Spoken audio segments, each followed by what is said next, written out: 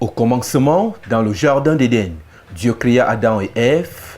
La Bible nous dit qu'ils étaient nus, sans ornement. Leur beauté résidait dans leur innocence et leur communion parfaite avec le Créateur. Cependant, l'histoire de la parure humaine commence bien avant notre ère moderne. Les parures, qu'elles soient bijoux, vêtements ou autres décorations, ont toujours été un moyen d'exprimer la richesse, le statut social ou encore la beauté. Les bijoux sont mentionnés pour la première fois dans l'Ancien Testament où ils ont une signification particulière, souvent associée à la symbolique du don, de la protection ou de la dévotion. Dans l'Égypte ancienne, par exemple, les parures étaient des signes de pouvoir et de prestige. Dans la Bible, les bijoux sont souvent associés à des promesses de protection divine et à des bénédictions. Cependant, la question de l'apparence extérieure a également suscité des avertissements.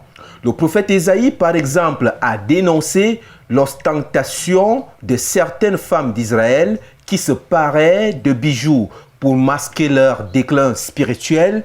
Ésaïe chapitre 3, le verset 16 à 24 parle de la femme qui était fière et orgueilleuse et qui se parait des colliers, de bracelets et de broches, sans prendre en compte la condition de leur cœur.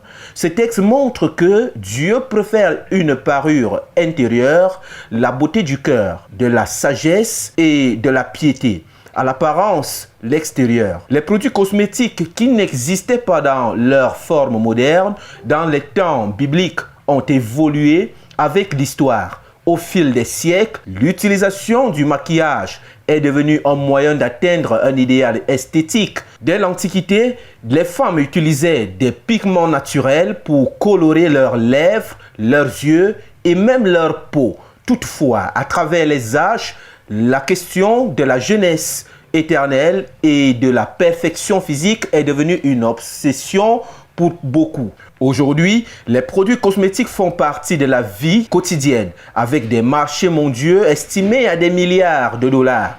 Mais derrière cette industrie se cache une question fondamentale.